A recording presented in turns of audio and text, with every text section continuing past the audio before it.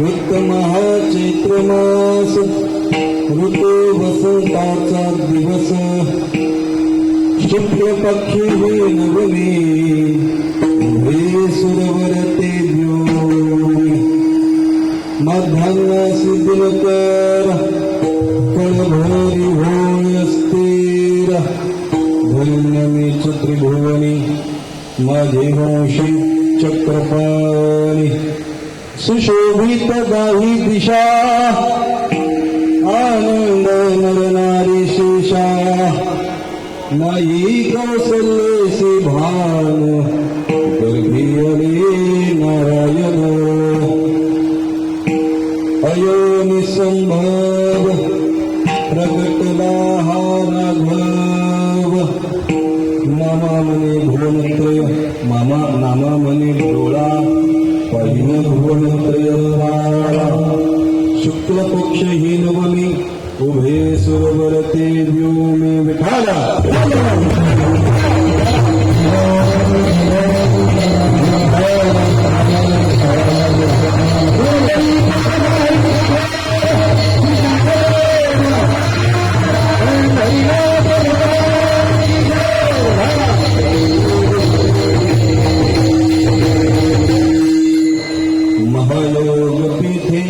तटे वरं पुण्डरीकाय दातुमिन्द्रैः समागत्य तिष्ठन् समानन्दकन्द परब्रह्मलिङ्गं भजे पाण्डुरङ्गम्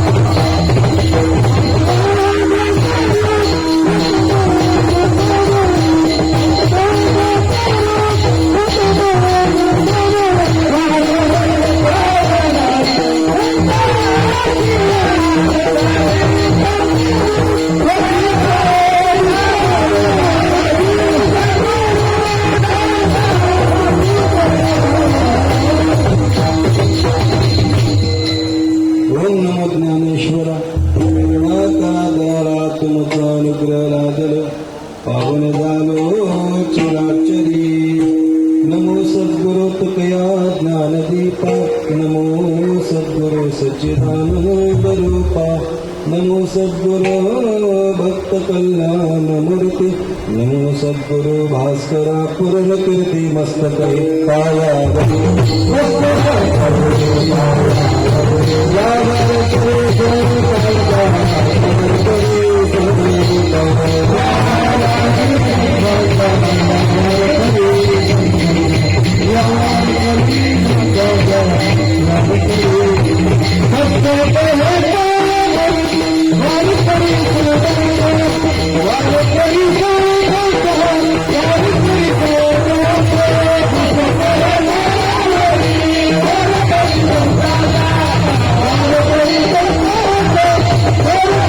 Oh,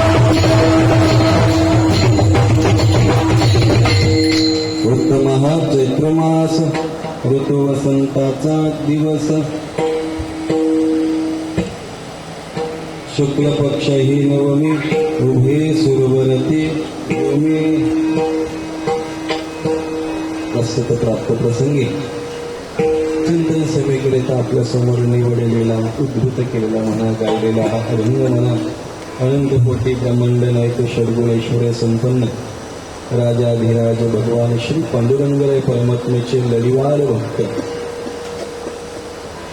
वारकरी संप्रदाय ज्यांना प्रेम मंडळी म्हणून ओळखतोय असे आमचे श्री नामदेवराय यांचा हा 8 चरणांचा अभंग आपल्या समोर गायलेला आहे.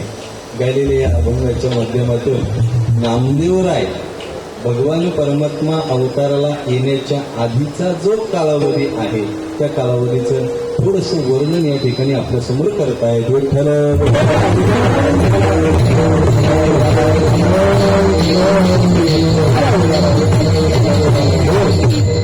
अभंग श्री नामदेवरायांचा आहे. लक्ष द्या. क्वचित असे अभंग आहेत, क्वचित असे कीर्तनकार आपल्याला पाहायला सापडतात की ते इतर संतांचे अभंग आपल्या समोर सेवेकरिता घेत आहेत. काल आम्ही ज्या ठिकाणी कीर्तनाला गेलो होतो त्या ठिकाणी एक विदर्भातील कीर्तनकार होते पुरुषोत्तमजी महाराज बावस्कर म्हणून. गुरुवर्य श्री वैकुंठवासी निवृत्ती बाबा वक्ते म्हणून आपण नाव तरी कदाचित ऐकलेला असेल. कार्यक्रम झालेला आहे का? वारकरी संप्रदायातील एक बुलंद तोफ म्हणून ज्याला ओळखली जात होती असे निवृत्ती बाबांचे एक आवडते शिष्य म्हणजे पुरुषोत्तमजी महाराज बावस्कर म्हणून होते. त्यांनी काल कीर्तनाला अभंग घेतला. कोणाचा अभंग घेतला? चांगदेव महाराजांचा अभंग घेतला. आता चांगदेव महाराजांचे अभंग सगळे अभंग जर आपण विचार केला ना तर तो विदेहमुक्तासाठी अभंग आहेत. कारण चांगदेव महाराजांचं जीवन कसं होतं? योगी होते चांगदेव महाराज. लक्षात घ्या. आता चांगदेव महाराज जर योगी असतील तर त्यांचे अभंग कोणाकरता असणार आहेत? योग्य करतात असणार आहेत ना. असा अभंग त्यांनी घेतला. लक्ष घ्या. कोणाचाच पाठ नाही बरं का. मला सुद्धा पाठ नाही, मी कधी ऐकलं सुद्धा नव्हता. त्याने अभंग घेतला. लक्षात घ्या. अभंग घेत असताना त्यांनी म्हटलं आत्मा हा नोवरा थोडी ही नोवरी. आता अभंग कीर्तन करायला घेऊ शकतो का आपण? नाही. लक्षात घ्या. परंतु एखादा अधिकारी जर वक्ता असेल तर तो अधिकारी वक्ता कोणत्याही संतांची शब्दरचना असेल, कोणत्याही संतांचे जे अभंग आहेत तर कोणत्याही संतांच्या अभंगावरती बोलण्याची त्याची एक धमक असते, एक त्यांची पात्रता असते. लक्षात घ्या. तसं आजचा जो अभंग घेतलेला आहे ना तो नामदेवरायांचा. कदाचित आपण नामदेवरायांच्या अभंगावरती कधी कीर्तन करत नाही. आपले ठरलेले अभंग कोणाचे? तो तुकोबरा यांचे.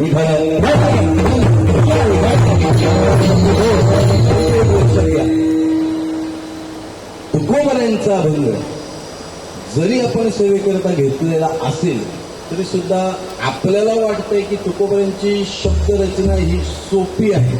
परंतु एक लक्षात घ्या, जेवढे काही संत महात्मे आहेत त्या संत महात्म्यांनी जेवढी काही अभंगांची रचना केली त्या सर्व अभंगांच्या रचनेच्या माध्यमातून एक विचार आपल्यासमोर मी असा मांडू शकतोय की तुकोबांच्या अभंगांवरती चिंतन करणं फार अवघड आहे. लक्षात घ्या.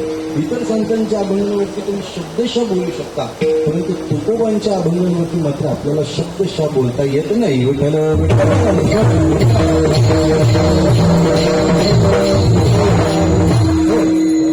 जसं तुकोबांचा अभंग सोपा दिसत असेल तरी सुद्धा तो तेवढा सोपा आहे असं मात्र मुळीच बनू नका. इतर संतांचा विचार करा. इतर संतांचे अभंग बोलण्याकरता सुद्धा अवघड असतील परंतु त्यांच्या अर्थाचा विचार केला तर अर्थ मात्र आपल्याला शब्दशः समाजासमोर मांडता येतो. लक्षात घ्या. तसा हा आजचा अभंग आहे. आजचा अभंग एखाद्या एक अधिकारी असा महात्मा आहे नामदेवराय. लक्षात घ्या. नामदेवरायांच्या अधिकाराचं वर्णन करत असताना अनेक ठिकाणी नामदेवरायांच्या अधिकाराचं चिंतन केलेलं. लक्षात घ्या. अधिकारी संत आहेत. लक्षात घ्या. परिसा भागवतांनी नामदेवरायांचं वर्णन करत असताना परिसा भागवतांचीच मला वाटतं आरती आहे नामदेवरायांच्या बद्दल. बरोबर. नामदेवरायांचं वर्णन करत असताना ते म्हणतायत की समाधी महाद्वारी श्री विठ्ठल चरणी आरती ओवालितो परिसा कर जोडवली. समाधी महाद्वारी म्हणजे कुठे? पंढरपूरला पांडुरंगराय परमात्म्याच्या महाद्वाराच्या आधी नामदेव पायरी आपल्याला सर्वांना माहिती आहे. ती नामदेव पायरी. लक्षात घ्या. त्या नामदेवरायांचं वर्णन करत असताना मग ते परिसा भागवत म्हणतात की समाधी महाद्वारी श्री विठ्ठल चरणी. एकेकाळामध्ये त्या परिसा भागवतांनी नामदेवरायांना खूप त्रास दिला होता. लक्षात घ्या. जसं रामेश्वर भट्टासारखा एक बरं जो त्रास देतोय ना आपल्याला त्याचा सुद्धा तेवढा अधिकारी पाहिजे. लक्षात घ्या. हो. जर अधिकार नसला तर त्याने आपल्याला त्रास दिलेला जमेल का? नाही, गरिबाने श्रीमंताची बरोबरी करणं जरा थोडं अवघड आहे, परंतु श्रीमंताने श्रीमंताची बरोबरी करणं मग बरोबर जमते का नाही? दोघेही समान पात्रतेचे पाहिजे. लक्षात घ्या, समान जर पात्रता नसेल तर त्याचा काही उपयोग नाही. लक्षात घ्या, राम रावणासारखं युद्ध ते युद्धच होतं. लक्षात घ्या, आता तसं आहे का?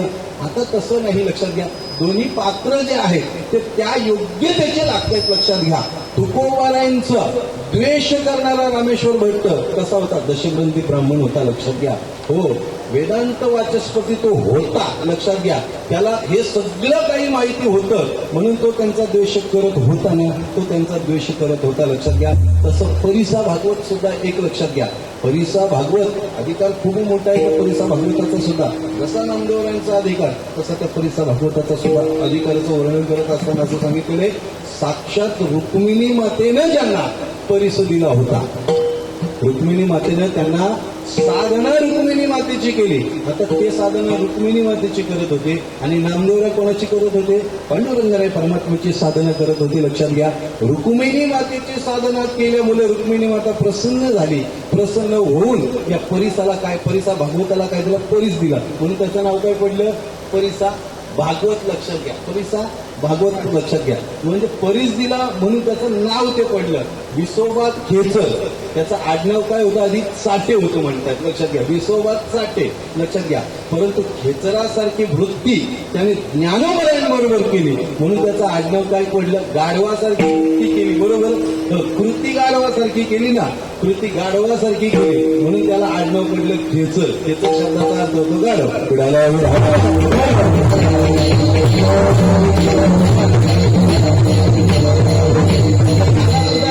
परिस याला प्राप्त होताना, हो, लोखंडाला लावला, टच केला की त्याचं काय होत होतं? सोनं होत होतं. परिसाचा हा गुण आहे की तो सोनं करतो. लक्षात घ्या, चंदनाच्या सहवासामध्ये गेल्यानंतर सुगंधित करतो. लक्षात घ्या, चंदन सगळ्या, लक्षात घ्या, सगळ्या वृक्षांना चंदन सुशोभित करतो. लक्षात, सुगंधित करतो. फक्त एकाला करत नाही. कोणाला? बोला लवकर. बांबूला करतोय का? सांगा ना तुम्ही, बांबूला करतोय का? का करत नाही? त्याच्या आतमध्ये काय असतात? बोला. हा, पोकल तर असतो, पोकल असतो म्हणून त्याच्या आतमध्ये काय असते? गाठी असतात.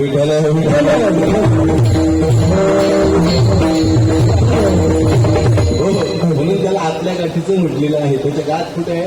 आतमध्ये आहे ना. लक्षात घ्या, तो बांबूला मात्र सुगंधित करू शकत नाही. चंदनाचा गुण आहे हा, लक्षात घ्या. चंदनाने पुरे व्यापी. लक्षात घ्या, चंदनाचा गुण आहे की तो सर्वांना सुगंधित करतो. गुणाला याला मात्र बांबूला तो सुगंधित करू शकत नाहीये. तसा हा परिस. लक्षात घ्या, परिस प्राप्त झाला होता. परिस प्राप्त झाल्याच्या नंतर हा खूप श्रीमंत झाला होता. लक्षात घ्या, आता याची पत्नी, परिसा भागवताची पत्नी आणि नामदेवरायांची पत्नी, लक्षात घ्या, राजाई, या दोघी जणी जीवलग अशा मैत्रिणी होत्या. लक्षात घ्या, जीवलग अशा मैत्रिणी होत्या. परिसा भागवताची पत्नी ही श्रीमंत, हो, नामदेवरायांची पत्नी मात्र गरीब आहे. लक्षात घ्या, हो, तिला दया आली. तिने पण विचार केला पुढे सण येणार आहेत म्हणून आपल्या मैत्रिणीला आपण हा परिस द्यावा. परिस दिल्याच्या नंतर ही काही थोडा वेळ देईल आणि आपल्याला देईल म्हणून तिला सांगितलं हा परिस आहे, तो तुझ्या घरामध्ये जर काही लोखंड असेल तर त्याला लाव, त्याचं सोनं होईल आणि तुझं सुद्धा जीवनाचं तू सोनं कर असं सांगितलं. सांगितल्याच्या नंतर हिने सुद्धा, राजाईने सुद्धा घरी आणला परिस. परिस घरी आणून काय केलं तिने? घरामध्ये जेवढे काही लोखंडाच्या वस्तू होत्या त्यांना सगळ्यांना टच केला आणि सगळ्या गोष्टी सोन्याच्या केल्या. लक्षात घ्या, सगळं काही तिने सोन्याचं करून ठेवलं. हो, सोन्याचं करून तो परिस मात्र तिने तिच्या जवळच ठेवलेला आहे. नामदेवराय घरी आले.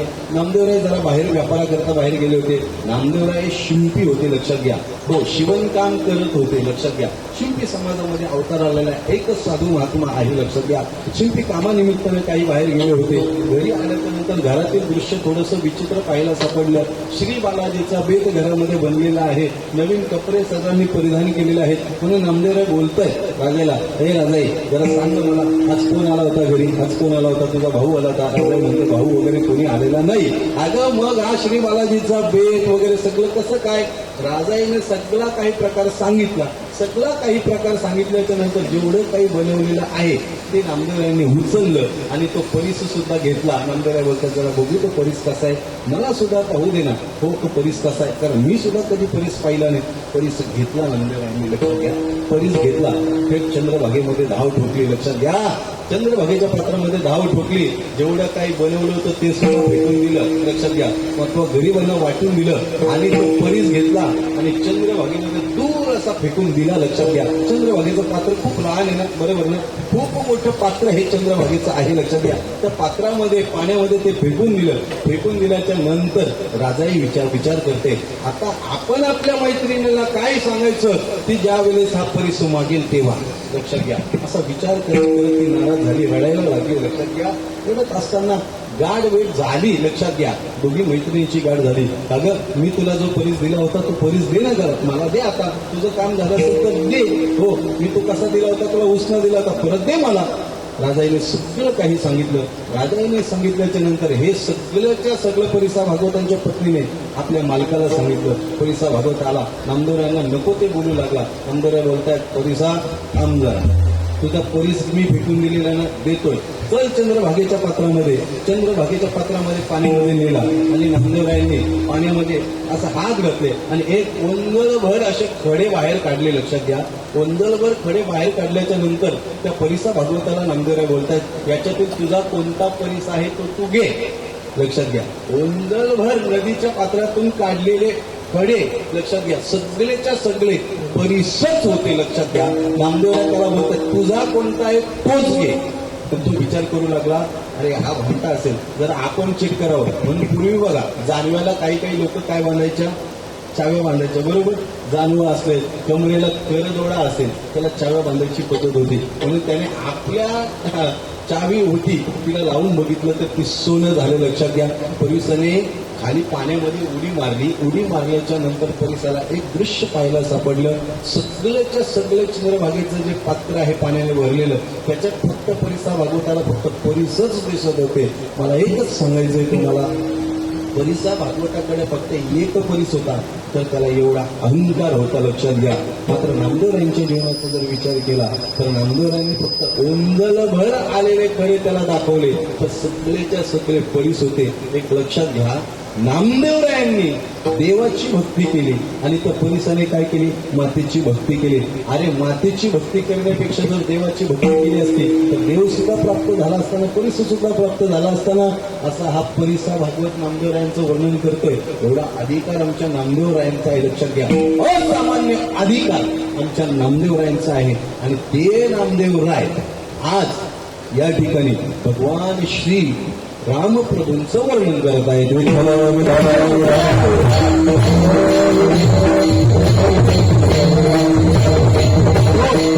नामदेवरायांचा अधिकार खूप मोठा आहे. लक्षात घ्या, चौयुगाचा भक्त नाम विभाग किरण कीर्तनी 4 युगांची भक्ती नामदेवरायांचे. नवे नवे एका ठिकाणी संत महात्मेशी सांगतायत की जेवढे काही अवतार झालेले आहेत देवाचे, जेवढे अवतार झालेले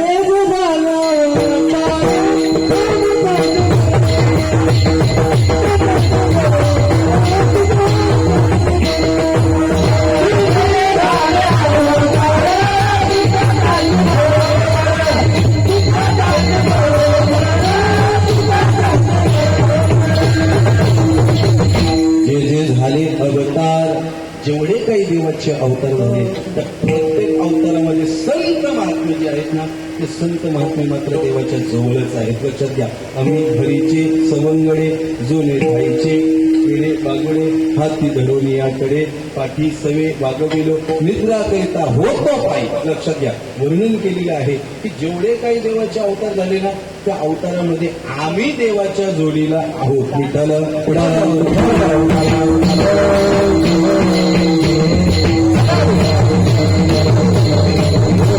एका ठिकाणी तुकोबारायांनी एका ठिकाणी वर्णन करत असताना असं सांगितलेलं आहे की शुकमुनी जे आहेत ना, शुकमुनी, ते शुकमुनी म्हणतात समाधी घ्यायला गेले. लक्षात घ्या, आता शुकमुनी समाधी घेण्याकरता कुठे गेले?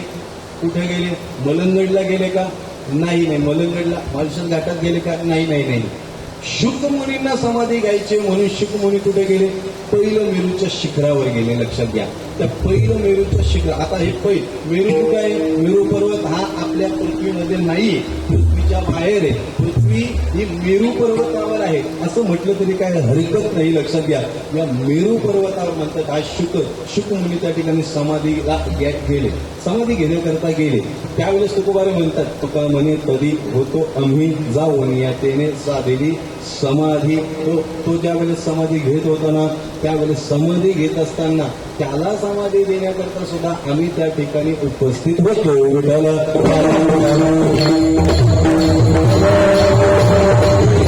काही अवतार झाले, तेवढ्या अवतारांमध्ये संत महात्मे हे देवाच्या बरोबर होते. लक्षात घ्या, एखादा असं सुद्धा म्हणू शकतोय की ज्ञानोबारे ज्या वेळेस समाधी घेत होते त्यावेळेस आम्ही होतो. नामदेवराय सुद्धा होते ना. हो, नारा, मिठा, गोंडा, महादा.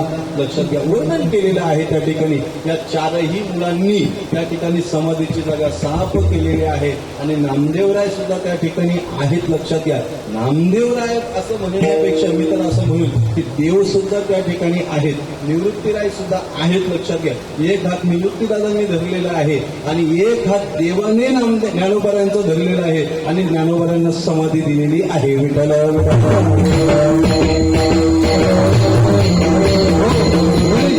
जसा देव जुना आहे ना, तसे संत महात्मे सुद्धा तसे जुने आहेत. त्याच्या जोडीला ते आधीपासून होते. लक्षात घ्या, देव जुना आहे का? देव जुना आहे, फार जुना आहे. लक्षात घ्या, जुनाट जुगादीचे नाणे बहुत काळाचे हे बने लोकले होते. लक्षात घ्या, पारिखीतपणे भाव चळणे चुकविला. लक्षात घ्या, देव फार जुना आहे. तसे संत महात्मे सुद्धा देवाच्या प्रत्येक अवतारामध्ये संत महात्मे देवाच्या जवळ आहेत. लक्षात घ्या, देव अवताराला येतो ना, संत महात्मे सुद्धा अवतारालाच येतात. लक्षात घ्या, देव अवताराला आला की संत महात्मे लगेच अवतार घेतात. लक्षात घ्या, ब्रह्ममूर्ती संत जगी अवतरले ब्रह्मरूप असणारे. ब्रह्म म्हणजे ब्रह्मदेवासारखे नाही. लक्षात घ्या, तो ब्रह्म कसा आहे? निर्विकार आहे. लक्षात घ्या, तसे संत महात्मे सुद्धा निर्विकार आहेत. लक्षात घ्या, ब्रह्ममूर्ती संत जगी अवतरले. अवतरले कशा करता आले? अवतारला उद्धाराया आले दीनजना,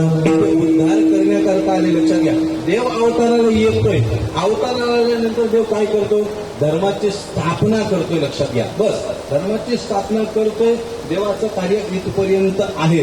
परंतु ज्या धर्माची स्थापना देवाने केलेली आहे, लक्षात घ्या, त्या धर्माचं रक्षण हे संत महात्मे करतायत आणि त्या धर्माचं पालन कोण करत?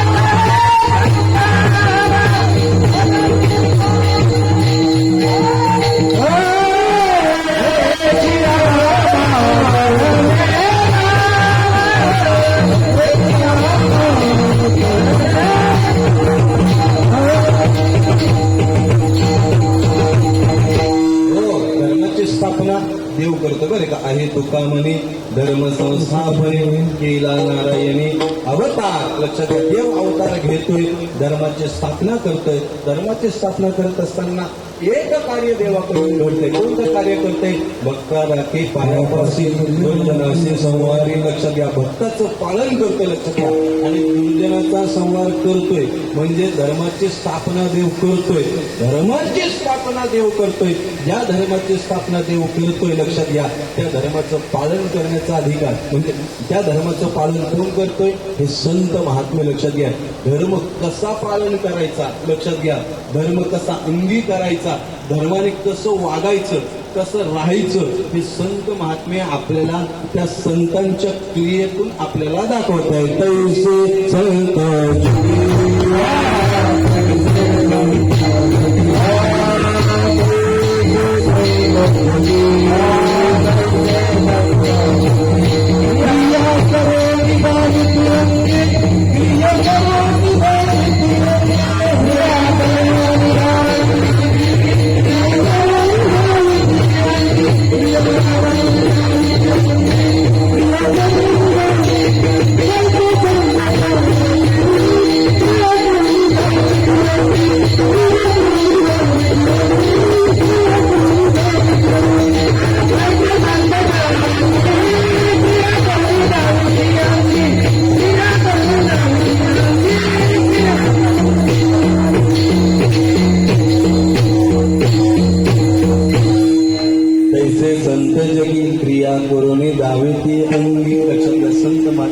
करतायत आणि क्रियेच्या माध्यमातून ते तुम्हाला सांगतायत की तुम्ही असं करा, तुम्ही असं करा.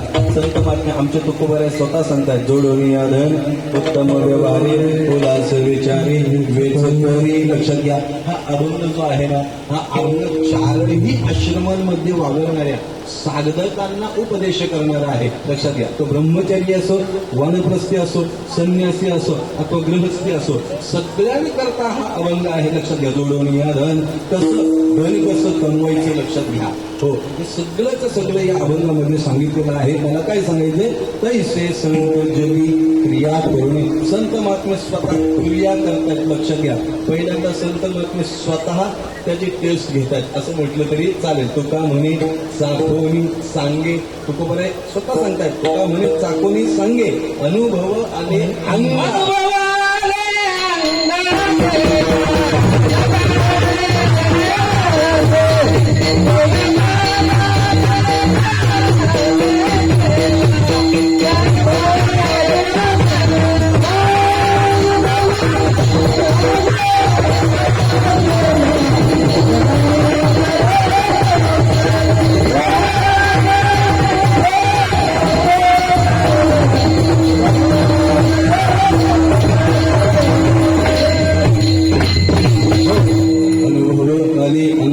लक्षात येते या जगात येत असो. लक्षात घ्या, पहिल्यांदा ते स्वतः अनुभव घेत आहेत. लक्षात घ्या, स्वतः अनुभव घेत असताना यज्ञाने देव लगेच प्राप्त होत होता, त्याचा त्यांनी अनुभव घेतला. लक्षात घ्या, ज्ञानाने देव प्राप्त होत होता, कर्माने देव प्राप्त होत होता. हा सगळ्याचा सगळा अनुभव त्यांनी पहिल्यांदा स्वतः घेतला आणि मग जगासमोर मांडत असताना त्यांनी सांगितलं की फक्त तुम्ही नामस्मरण करा, नामस्मरण करा. तुमच्या वाट्याला आलेला जो युग आहे तो कलियुग आहे. आता या कलियुगामध्ये जर तुम्ही यज्ञ करायला जाल तर ते शक्य आहे का? यज्ञ तुमच्याने शक्य होणार नाहीये. लक्षात घ्या, यज्ञाने तुम्हाला देवाची प्राप्ती होणार नाही, ज्ञानाने सुद्धा तुम्हाला देवाची प्राप्ती होणार नाही. खरं तर असं सांगितलेले, ज्ञाने बिना मोक्ष नाही हा सिद्धांत, वेद बोले हात उभारोनी, ज्ञानाशिवाय देवाची प्राप्ती नाही. परंतु हे ज्ञान प्राप्त होण्याकरता पहिल्यांदा आपल्याला नामाची सांगड घालावी लागणार आहे. म्हणून यज्ञाने प्राप्त होणार नाही, ज्ञानाने प्राप्त होणार नाही. आणि तुम्ही कर्म, जर एखाद्याने विचार केला की मी कर्म करेन, तर कर्माने सुद्धा तुम्हाला देवाची प्राप्ती होईल, ही शाश्वती आम्ही देऊ शकत नाही. एक लक्षात घ्या, जो मोक्ष म्हटलेला आहे, जो ज्ञानाने प्राप्त होतोय, तुकोबारांनी सांगितलं तुम्ही जास्त काही करू नका, तुम्ही फक्त नामस्मरण करा, तुम्ही फक्त नामस्मरण करा. तुम्ही नामस्मरण जर केलं ना तर तुम्हाला या हातामध्ये मोक्ष प्राप्त होईल. मुक्ती नाम हाती मोक्ष ऐसी साक्ष, एकाची साक्ष नाम पासी चारी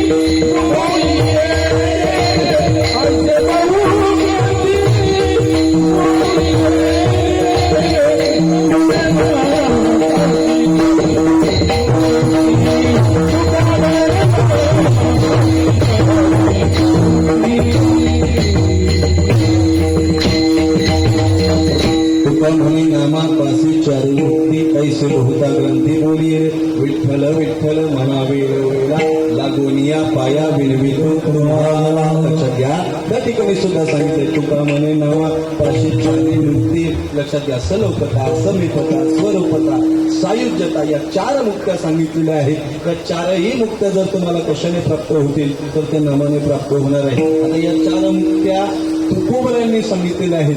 भक्ती रसायन नावाचा एक ग्रंथ आहे, त्या ग्रंथामध्ये अजून एक मुक्ती सांगितलेली आहे, सारष्टी नावाची एक मुक्ती सांगितलेली आहे. म्हणजे जसं देवाचं ऐश्वर आहे तसं ऐश्वर सुद्धा भक्ताला प्राप्त होते.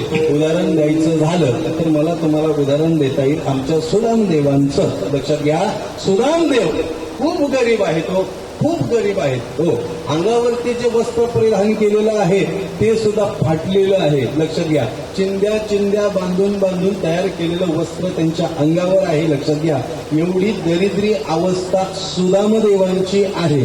परंतु सुदामदेव ज्या वेळेस द्वारकाधीशाकडे जात आहेत भेटीकरिता गेलेल्या सुदामदेवा, लक्षात घ्या, त्या ठिकाणी देवाने काहीच दिलं नाही. परंतु घरी आपल्या नगरीमध्ये सुदाम नगरीमध्ये आल्यानंतर देवाची जशी द्वारिका नगरी होती तशीच्या तशी नगरी या ठिकाणी सुदाम नगरीमध्ये देवाने करून ठेवली.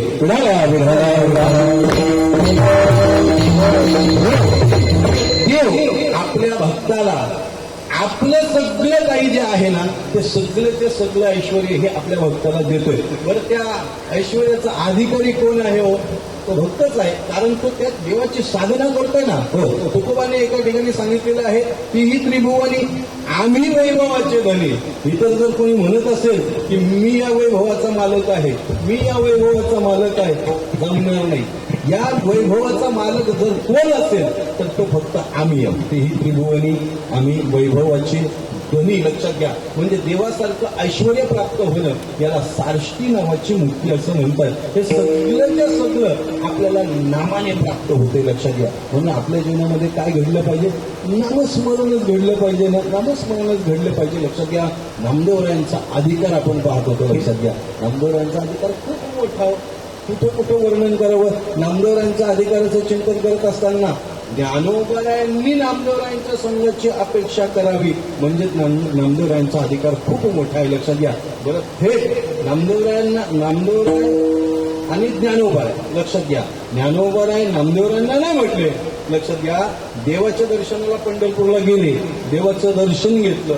देवाचं दर्शन घेतल्याच्या नंतर ज्ञानोबाराय आणि देव बोलता बोलता बोलता बोलता तुम्ही म्हणाल संत महात्मे देवाबरोबर बोलत होते का? बोलत होते. कशी बोलत होते? तुकोबांनी एका ठिकाणी सांगितलेलं आहे, पुसता सांगेन हित गोज मात वैसोनी एकांत सुख गोष्टी एकांत. लक्षात घ्या, आम्ही एकांतात बसू आणि मग देव मला विचारेल. लक्षात घ्या, कसं चाललेलं आहे तुकोबा तुमचं? पण मी सांगेन देवा माझं बरं चाललेलं आहे. लक्षात घ्या, तुझं कसं चाललेलं आहे? अरे माझं तर खूप वैभवात चाललेलं आहे. देव सुद्धा सांगायचं. लक्षात घ्या, असं दोघे एकामेकांशी बोलत होते. लक्षात घ्या, कधी तुकोबांनी देवाजवळ काही मागितलं नव्हतं. लक्षात घ्या, जर मागितलं असतं तर आपण त्यांना श्रीमंत म्हटलं असतं का? हो, तुकोबाराय एक लक्षात घ्या, जरी आपल्याला तुकोबांची आर्थिक परिस्थिती खूप नाजूक दिसत असेल तशी आर्थिक परिस्थिती तुकोबांची आधी नव्हती. लक्षात घ्या, श्रीमंत हे पद फक्त तुकोबारायांबद्दलच योजलं गेलेलं आहे. लक्षात घ्या, ते काय योजलं त्याचं कारण सांगत असताना एका ठिकाणी एका महात्म्याने असं सांगितलेलं आहे की तुकोबारायांवरती जी गरिबीची स्थिती आली, लक्षात घ्या, ती आली नाही म्हणतात, ती आणली तुकोबारायांनी स्वतःहून. लक्षात घ्या, हो, ती गरिबीची परिस्थिती जी आहे, तुकोबारे जे गरीब दिसत आहेत, ती स्थिती जी आहे ती तुकोबांनी स्वतःवर आणलेली आहे. आली नाही. काही लायकी आहे त्या गरिबीची तुकोबारायांच्यावर येण्याची? काही लायकी नाही. लक्षात घ्या, आणली स्वतःवर आणली. लक्षात घ्या, मला तुम्ही सांगा, एखादा गाढ झोपलेला आहे, त्याच्या अंगावर त्याच्या तोंडावर अशा पाण्याचे शिंगारे मारले तुम्ही, तो लगेच जागा होतो त्याने, लगेच जागा होते. आता मला सांगा, ज्याने झोपेचा ढोंग घेतलेला आहे त्याला तुम्ही कितीही जागा करण्याचा प्रयत्न करा, तो उठणार आहे का? तो उठवू शकत नाहीये. लक्षात घ्या, किती प्रयत्न करा तो उठू शकत नाही. तसं तुकोबांचं आहे. तुकोबारांनी स्वतःवर स्थिती आणली. लक्षात घ्या, वास्तविक तुकोबारे गरीब नव्हते, खूप श्रीमंत होते. लक्षात घ्या, परंतु दुष्काळ पडला. त्या दुष्काळामध्ये तुकोबांनी विचार केला की या लोकांकडे खायला काही नाही, आणि आता जर यांच्याकडून आपण जर मागितलं, हे तू माझ्याकडून 5 गोणी तांदूळ नेले होते, गहू नेले होते, की आता मला परत दे, हे जमणार आहे का?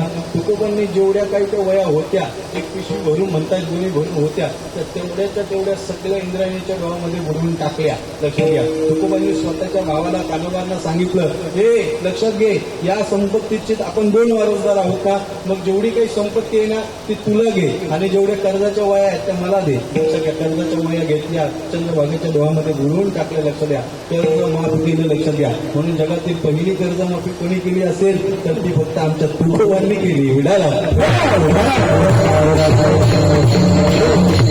म्हणजे हा कर्जमाफीचा व्यवहार कुठून चालू आहे? तुकोबांपासून पासून चालू आहे, लक्षात घ्या. आता जरी म्हणत असेल की ही कर्जमाफी आम्ही केली, हे आम्ही केली, नाही.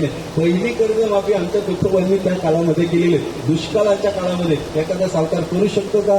एखादा सावकार करू शकत नाही, लक्षात घ्या. तसे आमचे नामदेव सुद्धा अधिकारी संत आहेत, लक्षात घ्या. अधिकार खूप मोठा आहे नामदेवरायांचा. आणि हे नामदेवराय भगवान श्रीरामप्रभूंचं वर्णन करत आहेत, लक्षात घ्या. आता या ठिकाणी रामप्रभू अधिकार संपन्न आहेत, एक पत्नी, एक वचनी आणि एक बाणी आहेत, लक्षात घ्या. तसं नामदेवराय सुद्धा आहेत, लक्षात घ्या. नामदेवराय हे एकनिष्ठ भक्त आहेत, लक्षात घ्या. एकनिष्ठ भक्त आहेत नामदेवराय. ज्ञानोबरायांना बोलतायत, लक्षात घ्या. तीर्थयात्रेला ज्यावेळेस एकतर नामदेवराय तीर्थयात्रेला जायला तयारच नव्हते, बोला, ज्ञानोबरायांच्या बरोबर.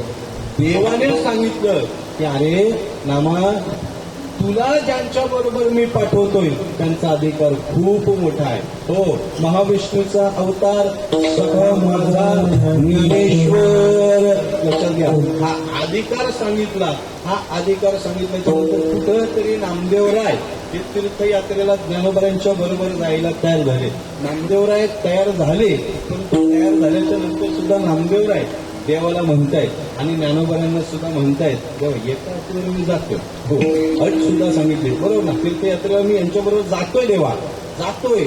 न घेईन मी तयाची दर्शन, हो, ज्याच्या कमरेवर हात नाही, हो, पाऊले सम नाही, त्याचं मी दर्शन घेणार नाही, लक्षात घ्या. ज्ञानोबरांनी सांगितलं, ठीक आहे, मान्य आहे, चला, मला हे मान्य आहे, परंतु तुम्ही माझ्या बरोबर तीर्थयात्रेला चला, लक्षात घ्या. मला काय सांगायचंय, याच्यातून नामदेवरायांची एक विधता सांगायचंय. जसा देव एक विध आहे तसे संत महात्मे सुद्धा एक विधच आहे, बरं का. एक विध आम्ही न धरू पालक न संडो हे वाट सापडली. ही वाट जी आम्हाला सापडलेली आहे ती हमीची आहे, खात्रीची आहे, म्हणून ही वाट आम्ही सोडणार नाही. आम्ही हिच्याबद्दल एक विध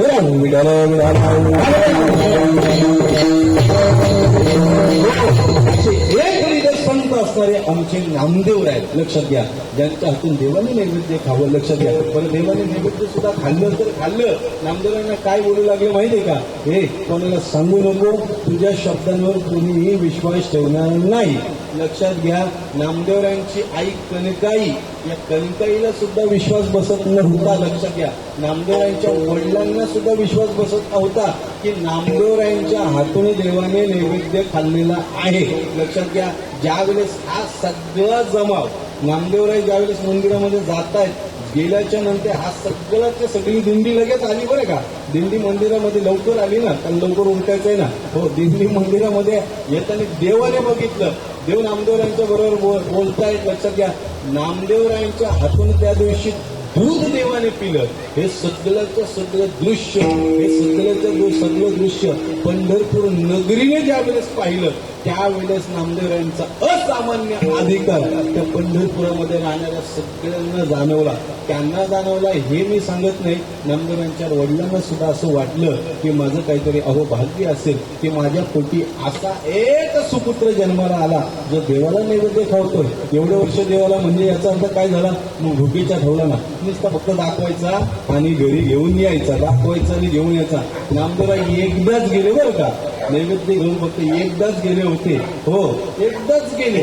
पण गेल्याच्या नंतर पहिल्यांदा कार्य काय केलं असं देवाला सांगितलं, जेवल्याशिवाय तू जेवला नाही तर मी इथून जाणार नाही, लक्षात घ्या. आपला माथा त्या महाद्वारावरती आपटून लाल केला होता, म्हणतात नामदेवरायांनी. देवांनी नैवेद्य खाल्ला होता.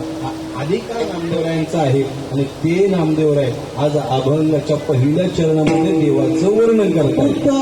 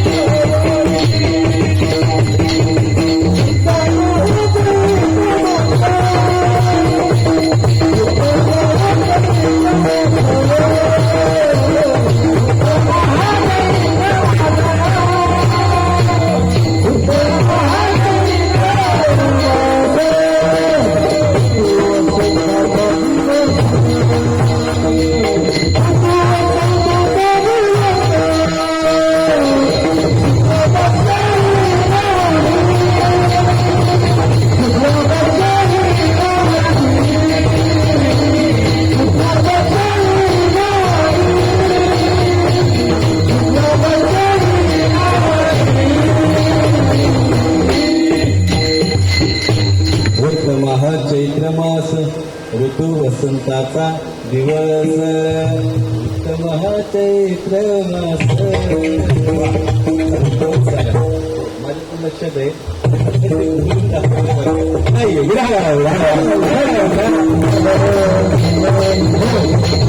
हा चैत्र मास. नामदेव आहे या ठिकाणी भगवान परमात्मा अवताराला येण्याच्या आधीचा जो कालावधी आहे त्या कालावधीचं वर्णन करत आहेत. वर्णन करत असताना नामदेवराय बोलतायत उत्तम हा चैत्र मास. आता कोणता महिना चालू आहे बोला. आता सध्या चैत्र महिना चालू आहे ना. उत्तम हा चैत्र मास. हा म्हणतात चैत्र मास कसं आहे उत्तम आहे. मग बाकीचे काही उत्तम नाही का अनुत्तम आहेत का. बाकीचे सुद्धा उत्तम आहेत परंतु त्या उत्तमांमध्ये हा उत्तम सांगितलेला आहे. का उत्तम सांगितला तर त्याचं पहिलं कारण असं सांगितलेलं आहे की भगवान परमात्मा या चैत्र मासामध्ये अवताराला आलेला आहे म्हणून हा चैत्र मास काय आहे उत्तम आहे.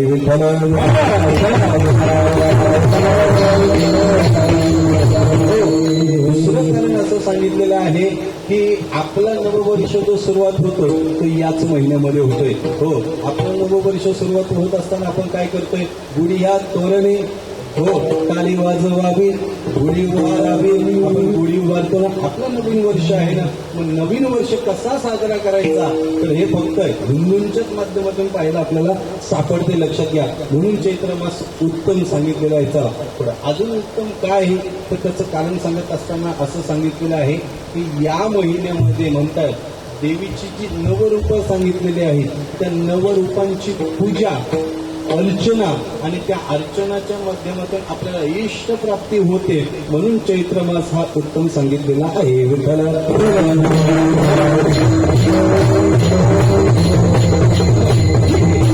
चैत्र मास उत्तम सांगितला परंतु श्रीमद भगवद्गीतेमध्ये चैत्र मासाला उत्तम सांगितलेलं नाहीये. मग मासाना मार्गशीर्ष लक्षात घ्या. कोणाला सांगितले हो मार्गशीर्ष महिना कसा सांगितला उत्तम सांगितला ना. सगळ्या मासांमध्ये म्हणजे सगळ्या महिन्यांमध्ये मार्गशीर्ष महिना हा उत्तम सांगितला. कोणी सांगितलं नवी नवी ही देवाची काय आहे विभूती सांगितलेली आहे. मग मार्गशीर्ष श्रेष्ठ की चैत्र श्रेष्ठ कोणता श्रेष्ठ आहे जरा सांगा ना.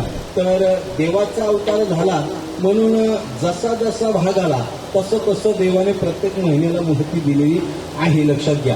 आता मार्गशीर्ष हा जो महिना आहे तो साधनेच्या दृष्टिकोनातून साधकाला योग्यतेचा सांगितलेला आहे. विठ्ठल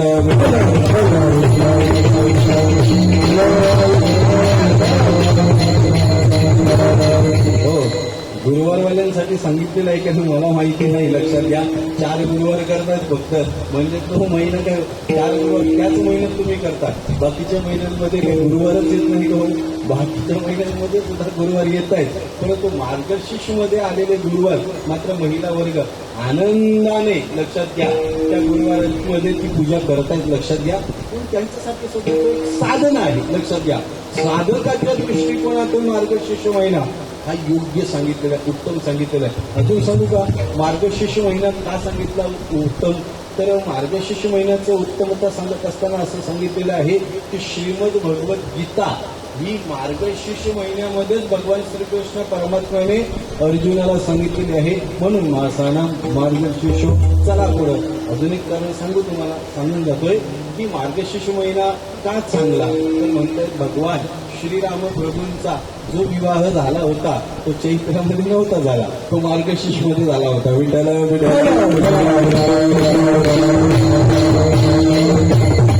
म्हणून ब्राह्मण म्हणा हो मारवाडी म्हणा गुजराती म्हणा हे आपल्या मुलांची लग्न करायची झाली पण मार्गशीर्ष मध्येच करता येतं. हो मराठी म्हणा आगरी म्हणा कोली म्हणा आधी हे वैशाखाची वाट बघतात तापते ना म्हणून विठ्ठल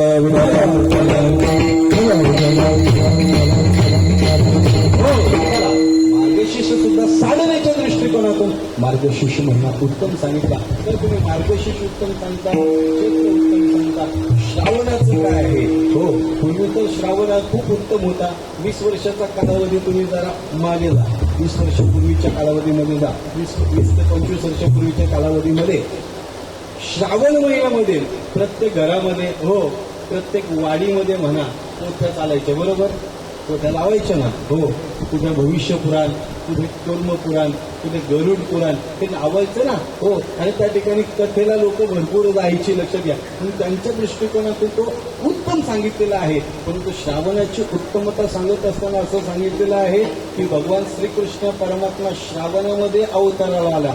नवे नवे भगवान भोलेनाथ, लक्षात घ्या, या भोलेनाथांनी हळहाळ विष ज्या महिन्यामध्ये प्राशन केलं होतं तो म्हणतात श्रावण महिना होता. लक्षात घ्या, त्या ठिकाणी जे समुद्र मंथन झालं ते सुद्धा श्रावणात झालं होतं.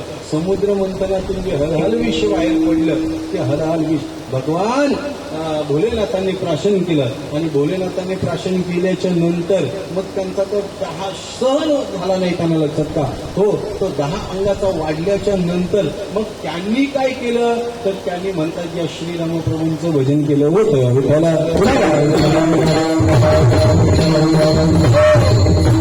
पूजी सदा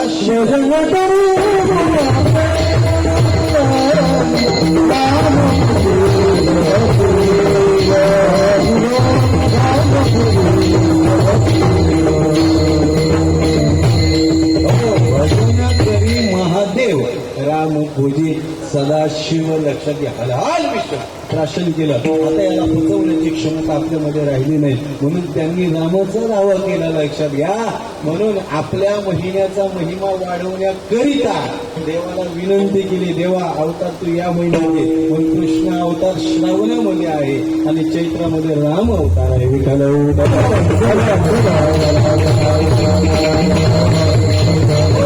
म्हणून चैत्र महिन्याला उत्तम असं म्हटलेलं आहे. उत्तम हा, उत्तम म्हणजे श्रेष्ठ, बरं का. उत्तम हा चैत्र मास. चला पुढे, ऋतू वसंताचा दिवस. ऋतू कोणता चालू? वसंत ऋतू आहे. इतर महिन्यांमध्ये झाडाची पालवी निघून जाते, लक्षात घ्या. परंतु या महिन्यामध्ये म्हणतायत निसर्गाचं सुद्धा दैदिप्यमान स्वरूप जे आहे ते आपल्याला या महिन्यापासून पाहायला सापडते. पालवी फुटते ना.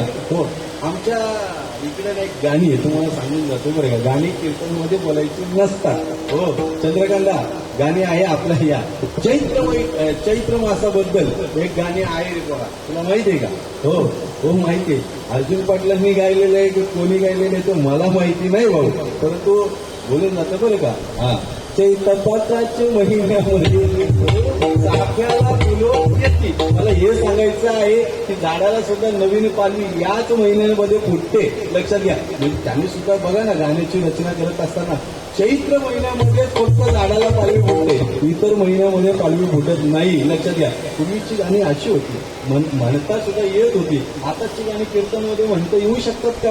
आताची गाणी कीर्तनामध्ये म्हणता येऊ शकत नाही. लक्षात घ्या, सुंदर असं त्यांनी त्या महिन्याचं सुद्धा वर्णन केलं आणि महिन्याचा अधिकार वाढवण्याकरता काय सांगितलं, या महिन्यात म्हणतायत वृक्षाला पालवी फुटते. पिठाला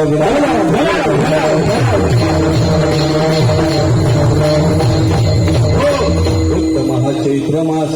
ऋतू हे ते बाहेर काढून टाका जागा. ऋतू वसंताचा दिवस, ऋतू वसंताचा दिवस. लक्षात घ्या, आता दिवस ऋतू कोणता आहे? वसंत आहे. लक्षात घ्या, त्याचा आजचा दिवस आहे. हो, चला पुढं. पक्ष कोणता आहे? शुक्ल. लक्षात घ्या, शुक्ल पक्ष 2 आहेत, एक कृष्ण आणि एक शुक्ल आहे. लक्षात घ्या, शुक्ल पक्ष कशाला म्हणतायत?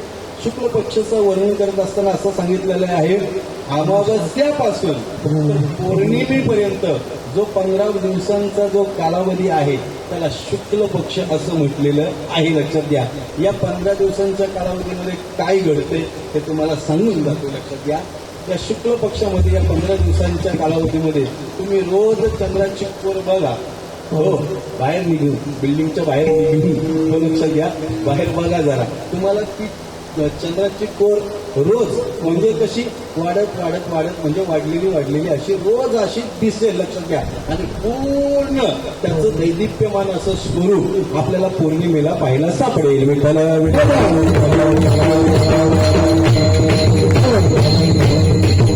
आमच्या हरिबंधूंनी गायलेलं आहे ना, पौर्णिमेचा चंद्र. शुक्ल पक्षामध्ये सुद्धा असं सांगितलेलं आहे, या शुक्ल पक्षामध्ये जर आपण एखादी साधना करायची ठरवली तर ती साधना हळूहळू हळूहळू हळूहळू वाढत वाढत वाढत वाढत जाते. लक्षात घ्या, म्हणून शुक्ल पक्षामध्ये शुभ कार्य करायचं असेल तर ते फक्त शुक्ल पक्षामध्येच केलं जातं. विठ्ठला विठ्ठला.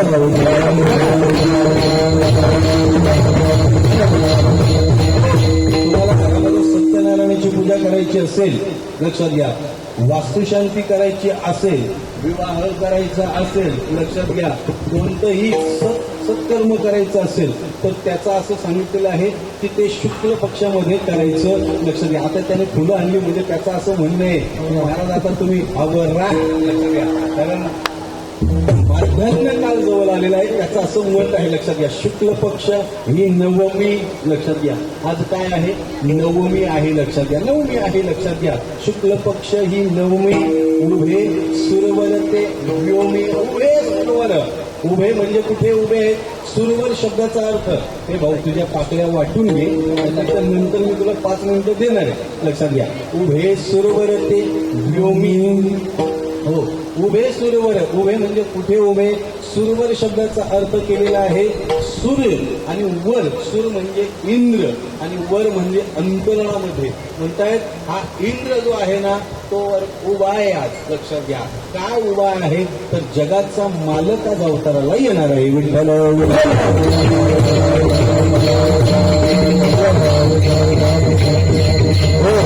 चला पुढे. मध्यान्हसी दिन भरी होय स्थिर. मध्यान्ह म्हणजे दुपारचा कालावधी. निश्चित वेळ मला सांगता येणार नाही, पण आपण सगळेजण काय बोलतोय? 12. लक्षात घ्या, 12 नाही. प्रत्येक वर्षी त्याच्यामध्ये काहीतरी घट होते, नंतर त्याच्यामध्ये काहीतरी वाढ होत राहते. लक्षात घ्या. म्हणून मध्यान्हसी दिनकर. दिनकर म्हणजे सूर्य भगवान परमात्मा. लक्षात घ्या, पळभरी होय स्थिर. लक्षात घ्या, तो आजच्या दिवशी म्हणतात थोडा वेळ थांबतोय. आता तो जर थोडा वेळ थांबला तर आपण किती तापू? लक्षात घ्या, तो जसा तापतोय तसे आपण सुद्धा तापून आपण एवढा तापतोय की विचार करू नका. लक्षात घ्या, मध्यान्हसी दिनकर. दिनकर म्हणजे सूर्य भगवान परमात्मा. जगावर उपकार करण्याकरता हा सूर्यनारायण भगवान परमात्मा हा जगावर उपकार करतोय. लक्षात घ्या, काही ज्या उपकाराकरता देवाने प्रत्येक युगामध्ये निर्माण केलेल्या काही गोष्टी आहेत, त्याच्यामध्ये एक म्हणजे काय आहे? सूर्य भगवान परमात्मा आहे. लक्षात घ्या, रविश्चंद्र घनावृक्ष नदिगावष्ट सज्जना येते परोपकारार्थे युगे देवेने निर्मिता. रविश्चंद्र घनावृक्ष. सूर्य भगवान परमात्मा. रवी म्हणजे सूर्य भगवान परमात्मा. लक्षात घ्या, हा सूर्य भगवान परमात्मा जगावर उपकार करण्याकरता उगवतोय. एक लक्षात घ्या, तो जर उगवला नाही तर आपण सगळे उगवू असं वाटतंय. लक्षात घ्या की सूर्य भगवान परमात्म्याचे हे आपल्यावर उपकार आहेत. लक्षात घ्या, म्हणून बरं तो प्रकाश देतोय आपल्याला. लक्षात घ्या, मला सांगा त्याने कधीतरी आपल्याकडून मागितलेलं काय की या महिन्याचं बिल पैसा आलेला नाही? खरं सांगा, कधीतरी बिल मागितलेलं आहे का? हो, तुमच्या एवढ्या उभ्या आयुष्यामध्ये बाबा कधी मागितलं का? नाही ना. म्हणजे मागायला येणार आहे का? नाही ना. लक्षात घ्या, त्याने अजूनपर्यंत आपल्याकडून MSCB वाला या महिन्याचं बिल का भरलं नाही, लवकर भरा आता असा फोन येतोय. लक्षात घ्या पहिल्यांदा. आणि जरी नाही भरला तर मग लाईन कट होते. लक्षात घ्या, म्हणजे MSCB वाले आपल्याकडून बिल घेत आहेत, परंतु ती MSCB वाले सुद्धा हा विचार करत नाही की ज्याने ही ऊर्जा निर्माण केलेली आहे त्याने आतापर्यंत आपल्याकडून कोणत्याही प्रकारचा चार्जेस घेतला नाहीये. लक्षात घ्या, म्हणून मध्यान्हसी दिनकर. लक्षात घ्या, हा सूर्यनारायण सुद्धा मध्यान्हसी दिनकर. तो फलभरी होय स्थिर. तो सुद्धा आजच्या दिवशी थांबतोय. का थांबतोय? त्याचं कारण आहे आज आपल्या वंशामध्ये. लक्षात घ्या, आपल्या वंशात धन्य करण्याकरता हा भगवान परमात्मा आपल्या कुळामध्ये अवतार घेणार आहे. म्हणून तो म्हणतोय धन्य मी त्रिभुवनी. हो, माझे वंशी चक्रपाणी. लक्षात घ्या, तो स्वतःला धन्यता देतोय की मी धन्य आहे, मी धन्य आहे. लक्षात घ्या, आता धन्यता कोणाला देत आहेत? धन्यता देत असताना असं सांगितलेलं आहे की ज्याला इहलोकापासून ब्रह्मलोकापर्यंत मानलेले जेवढे काही भोग आहेत त्यांच्याविषयी अंतःकरणामध्ये त्याग निर्माण झालेला आहे, त्याला फक्त धन्यता देत आहेत. लक्षात घ्या, हो, एखादा मुलगा हिताच्या ठिकाणी जागा आहे त्याच्या आई वडिलांना धन्यता आहे. लक्षात घ्या, ज्या मागच्या पुण्याईने आपल्याला देव प्राप्त होतोय. लक्षात घ्या, त्या सुकृताला सुद्धा काय आहे? धन्यता आहे ना. राहिलो से प्रीत तुझे नामी धन्य झालो. आता हो, धन्य मी मानीन आपले संचित.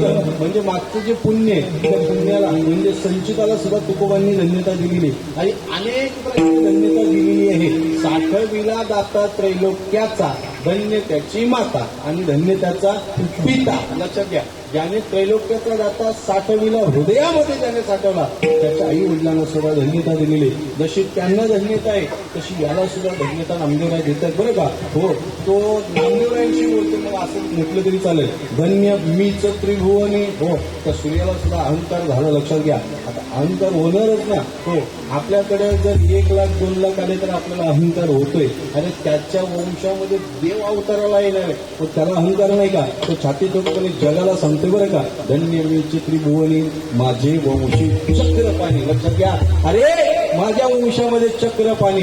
लक्षात घ्या, ज्याने चक्र धारण केलेले, पाणी शब्दाचा हात लक्षात घ्या. चक्र म्हणजे चक्र, हातामध्ये ज्याने चक्र धारण केलेलं आहे तो चक्रपाणी आज माझ्या वंशामध्ये अवताराला येणार आहे. म्हणून मी धन्य विठ्ठल विठ्ठल.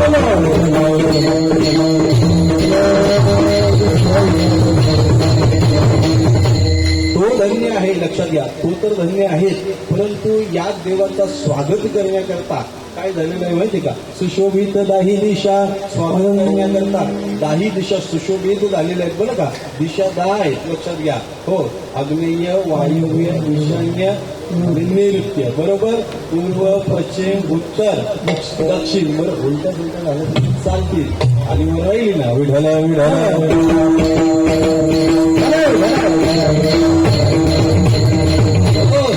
सुशोभित 10 दिशा आनंद. हो, आता सुशोभित 10 दिशा सुशोभित झालेले आहेत आणि आनंद कोणाकोणाला आहे. नर नारी शेषा या सगळ्यांना आनंद आहे. हो, मृत्यू लोकातीलच लोकांना आनंद आहे असं तुम्ही समजू नका. पाताळामध्ये राहणारा शेष भगवान परमात्मा त्याला सुद्धा आज आनंद झालेला आहे. कारण त्या शेषाची शय्या करून त्याच्यावर विराजमान असणारा भगवान परमात्मा आज अवताराला येणार आहे. म्हणून त्या शेषाला सुद्धा आनंद झालेला आहे. म्हणून सुशोभित 10 दिशा आनंद नरनारी शेषा. चला पुढे, आता महत्वाचा टप्पा राहिला. नाही कौशल्यसी भान गर्भी आले नारायण. नाही कौशल्यसी भान. हो, त्या पूर्व पिटिकेचं वर्णन या ठिकाणी केलेलं आहे. नाही कौशल्यसी भान. लक्षात घ्या, ही कौशल्या कौशल देशाची कन्या म्हणून तिला कौशल्या असं म्हणता येईल. लक्षात घ्या. हो, ही कौशल्या म्हणतात. या आता कौशल्याचं वर्णन करत असताना विस्तारपूर्वक रामायणामध्ये सुद्धा तिचं विस्तारपूर्वक असं काही वर्णन केलेलं नाही, लक्षात घ्या. परंतु ही कौशल त्या काळामध्ये म्हणतायत की हा कौशल एक राज्य होतं, लक्षात घ्या.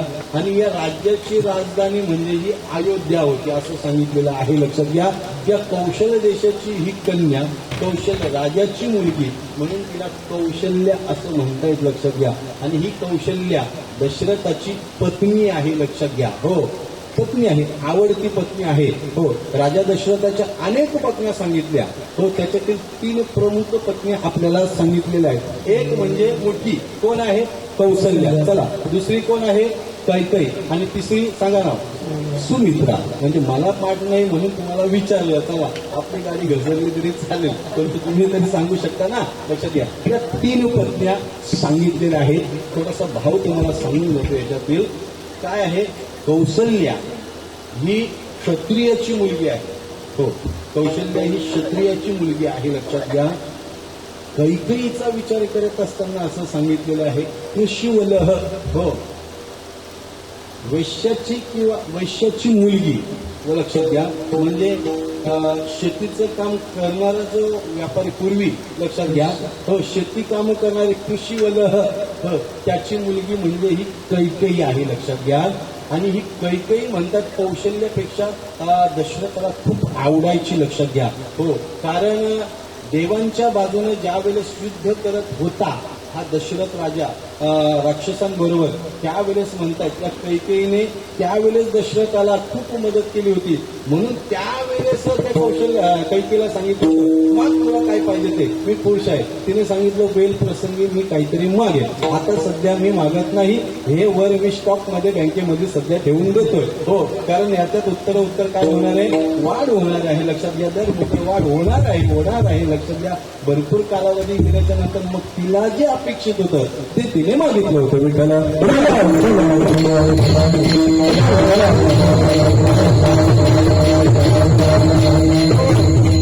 वर्णन करत करत असताना असं सांगितलेलं आहे, नाही कौशल्यसी भान गर्भी आले नारायण. नाही कौशल्यसी भान, लक्षात घ्या, कौशल्याला भान नाही, लक्षात घ्या. हो, कौशल्या हे साधनामय जीवन व्यतीत करणारी साध्वी सांगितली होती, लक्षात घ्या, साध्वी होती, लक्षात घ्या. हो, आता वर्णन करत असताना असं सांगितलेलं आहे, काय आहे की राजा दशरथाला मुलगा नव्हता, लक्षात घ्या, मुलगी होती शांता. हो, त्या शांताचं वर्णन केलेलं आहे. हो, आपल्या मित्राला दत्तक दिली होती म्हणतात याने. रामोपात नावाचा एक त्यांचा मित्र होता त्या काळामध्ये. हो, आणि मित्र होता. आणि दुसरी गोष्ट म्हणजे राजा दशरथाची एक बहीण होती वर्षिणी, लक्षात घ्या. या बहिणीला आपली मुलगी स्वतःची त्या काळामध्ये राजा दशरथाने दत्तक देऊन टाकली, कारण त्यांना मुलबाळ होणार नव्हतं, पोटी संतान सुख नव्हतं, म्हणून दशरथाने सांगितलं मला मुलगी झालेली आहे ती तू घे. ती मुलगी त्यांना दिली, लक्षात घ्या. मुलगी दिल्याच्या नंतर आता राजा दशरथाला संतान नाही, लक्षात घ्या, म्हणून तो नाराज झाला, लक्षात घ्या. नाराज झाल्याच्या नंतर आपल्याला सर्वांना प्रसंग माहिती आहे, श्रावण बाळाचा वध झाला. श्रावण बाळाच्या आई वडिलांनी शाप दिला होता की तुला सुद्धा पुत्र वियोगाने असंच मारावं लागणार आहे. आता हे म्हटल्याच्या नंतर तो थोडासा खिन्न अवस्थेमध्ये व्हायला पाहिजे होता. हो, त्याला राग अनावर नव्हता व्हायला पाहिजे होता. तो त्यावेळेस म्हणतात आनंदी झाला होता, म्हणतायत. का आनंदी झाला होता माहितीये का? कारण त्याला हे जाणवलं की आपल्याला ज्यांनी शाप दिलेला आहे ते साधू आहेत, लक्षात घ्या. हो, श्रावणाचे आई वडील आहेत, लक्षात घ्या. त्यांचं जीवन हे साधनामय आहे आणि साधूने आशीर्वाद दिलेला आहे आपल्याला की तुला सुद्धा पुत्रयोगाने मारावं लागणार आहे. ज्या ते म्हटले त्या ते आपल्या जीवनामध्ये आपल्याला पुत्र सुखाचा लाभ हा प्राप्त होणार आहे, म्हणून तो आनंदी झाला होता आणि अयोध्या नगरीमध्ये आला होता, लक्षात घ्या. आल्यानंतर सगळं काही प्रसंग हा त्यांनी कोणाला सांगितलं? आपले कुलगुरू वशिष्ठांना सगळं काही सांगितलं. आता कुलगुरूंना सांगितलं, वशिष्ठांनी सांगितलं, ठीक आहे, मग आपल्याला पुत्रकामेष्टी यज्ञ करावा लागणार आहे. आता पुत्रकामेष्टी यज्ञ करावा लागणार आहे, मग काय काय लागणार आहे भांडवल मला सांगा. राजा दशरथ म्हणू लागला त्यांना, वशिष्ठांना म्हणू लागला, भांडवल काय काय लागणार आहे ते सगळ्याच्या सगळी व्यवस्था आम्ही करतोय, तू फक्त एकच व्यवस्था कर. कोणती करू सांगा ना जरा. हो, दशरथ राजा म्हणू लागला, कोणती करू? तू काही जास्त काही करू नको. विभांडक पुत्र जो आहे शृंगी ऋषी, तो घोर अरण्यामध्ये तपसाधना करतोय, फक्त त्याला यज्ञ करता तू घेऊन ये, तुझा यज्ञ पूर्ण झाला. आता शृंगी ऋषीला आणायचं आहे, लक्षात घ्या. आता या शृंगी ऋषीचं वर्णन करत असताना असं सांगितलेलं आहे की उर्वशीला शाप लागला होता.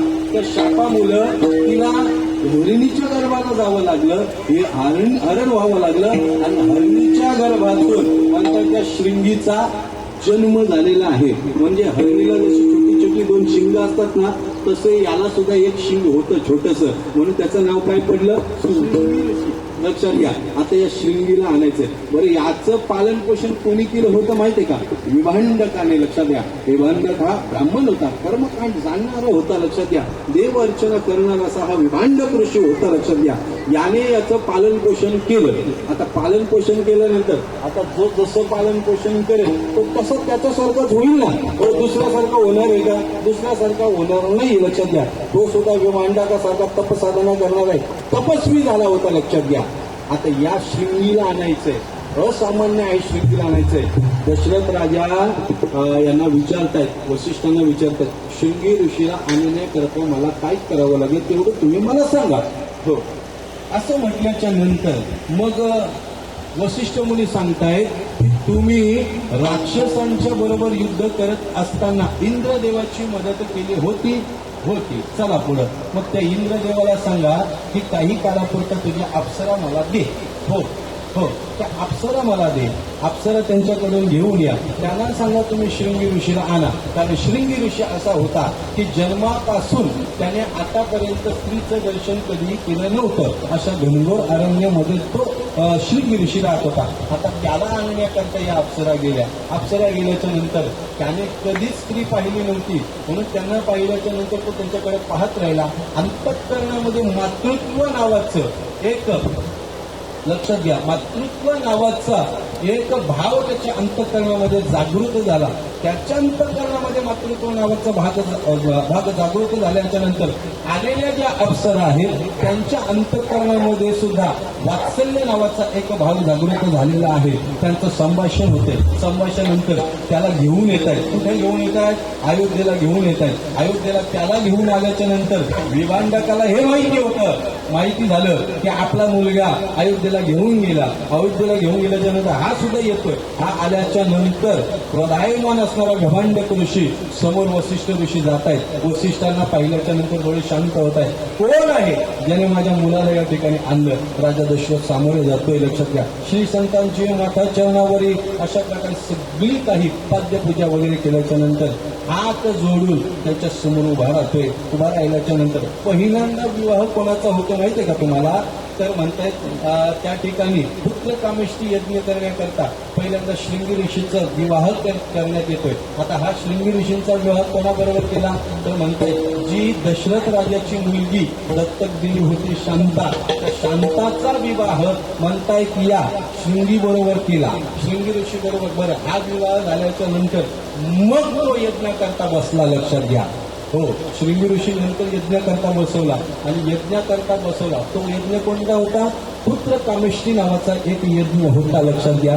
त्या यज्ञामधून एक भाग निघाला. एक पायस पात्रामध्ये असणारी खीर आपल्याला सर्वांना माहिती आहे. लक्षात घ्या. हो, ही पायस पात्रामध्ये असणारी खीर लक्षात घ्या. त्याच्यातून एक तो भाग प्रगट झाला. प्रगट झालेला भाग जर तुम्ही पळून नेला असेल तर तो बहिणीला पिंडघाडीने झुलतीला, हो, अंजनीने तो सेविला. आपल्याला सर्वांना माहिती आहे. लक्षात घ्या. त्याचे कौशल्यला एक भाग प्राप्त होता आणि कैकेयीला भाग प्राप्त होता. नंतर त्याचे एक एक भाग काढून मला वाटते तो सुमित्रीला दिला. बरोबर. म्हणून सुमित्रीला 2 मुलं आहेत. लक्षात घ्या. कोण? बोला. एक भगवान श्रीराम प्रभू, हो, भरत, लक्ष्मण आणि शत्रुघ्न. लक्षात घ्या. भरत हा कैकेयी पासून झालेला आहे. कौशल्यापासून भगवान श्रीराम प्रभू झालेले आणि लक्ष्मण आणि शत्रुघ्न हे सुमित्रेपासून झालेला आहेत. लक्षात घ्या. असा हा कथाभाग आपल्याला सांगितला जातो. विठ्ठला विठ्ठला.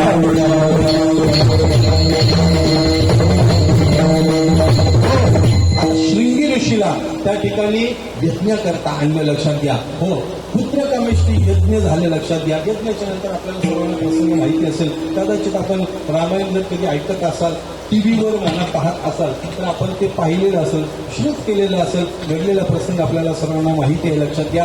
कौशल्या गर्भवती राहिली. लक्षात घ्या. गर्भवती राहिल्याच्या नंतर मग 9वा महिना चालू झाला. नाही कौशल्यसी भान गर्भी आले नारायण. नारायण भगवान परमात्मा अष्टभुज मूर्ती आली. अष्टभुज मूर्ती आल्याच्या नंतर कौशल्या माता म्हणते, देवा याच्याकरता मी साधना केली नव्हती. सुतपा पुष्णी. आपल्याला सर्वांना मागचं जीवनचरित्र पाहायचं झालं तर पाहून घ्या. एका जन्मामध्ये सुतपा पुष्णी आहे. हो, तो त्या काळामध्ये सुद्धा आम्ही भरपूर साधना केली. आम्हाला फक्त पुत्र संततीचा योग प्राप्त व्हावा. तू आमच्या पोटी अवतार घ्यावा म्हणून आम्ही 3 जन्म देवा तुझी साधना केलेली आहे. अनेक जन्म तुझी साधना केलेली आहे. हे असं रूप पाहण्याकरता नाही, अष्टभुज मूर्ती पाहण्याकरता नाही. म्हणून काय केलं देवाने? जास्त काही केलं नाही. लक्षात घ्या. नाही कौशल्यसी भान गर्भी आले नारायण. लक्षात घ्या. गर्भी आले नारायण. भगवान परमात्मा आले गर्भामध्ये. लक्षात घ्या. आल्याच्या नंतर प्रगट कसे झाले? अयोनी संभव प्रगटला राघव. योनी संभव प्रगटला अयोनी संभव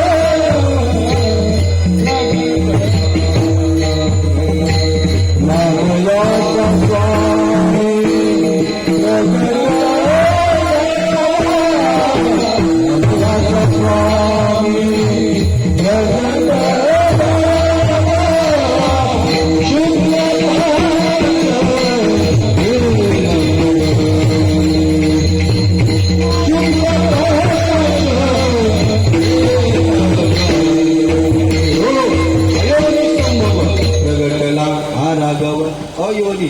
योनी संभव. लक्षात घ्या. अयोनी संभव सांगितलेला. अयोनी शब्दाचा अर्थ काय आहे?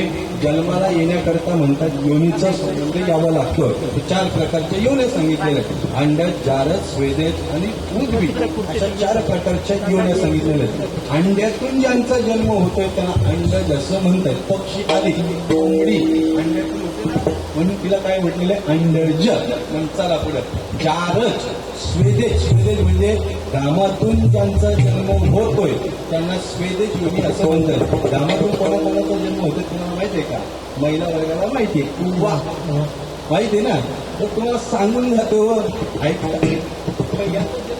रामातूनच आहे ना. हो, उद्बीज लक्षात घ्या. वृक्ष अधिक जमीन फाडून वर येत आहेत ना, स्त्री पुरुषाच्या संबंधाच्या माध्यमातून ज्यांचा जन्म होतोय त्याला लक्षात घ्या, त्याला चारच योनी असं म्हटलेलं आहे. लक्षात घ्या. हो, या चारही योनींचा कोणत्याही प्रकारे संबंध येत नाही म्हणून त्याला अयोनी असं म्हटलेलं आहे. लक्षात घ्या.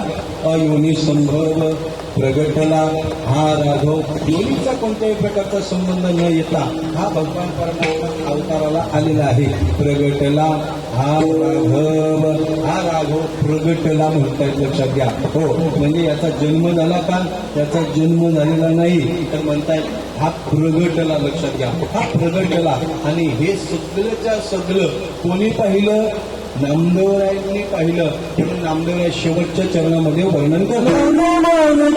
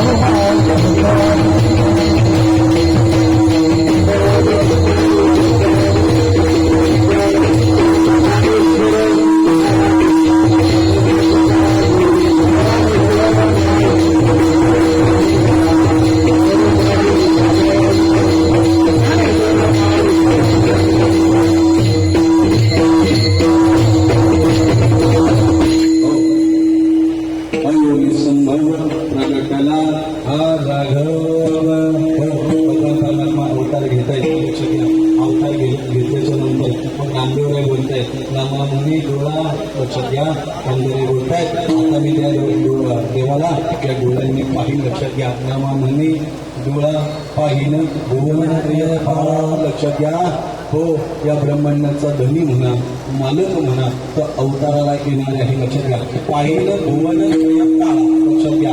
म्हणजे स्वर्ग, मृत्यू आणि पाताळ या तिन्ही लोकांचा जो मालक आहे तो अवताराला येणार आहे आणि त्याने अवतार घेतल्याच्या नंतर मी सुद्धा त्याला डोळ्यांनी पाहणार आहे. म्हणून नामदेव बोलतात नामामने डोळा पाहिन भुवनत्रय पाला. शुक्ल पक्ष ही नवमी उभे सोवर ते योमी.